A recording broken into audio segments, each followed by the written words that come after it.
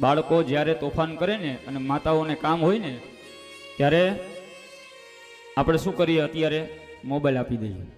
પહેલાં શું કરતા? રમકડા આપતા. અને અત્યારે મોબાઈલ આપી દે એટલે બાળક કોઈ તોફાન કરે ને એક જગ્યાએ શાંતિથી બેસી રહે. એટલે ભગવાન પણ આપણી યારે એવું જ કરે. ભગવાન જ્યારે વ્યસ્ત હોય ને ત્યારે તમને મને બધું આપી દે, ગાડી આપી દે, મોટર આપી દે, અને પછી આપણે બધું એ રમકડા રમવામાં રહી અને ભગવાન ભૂલાઈ જાય.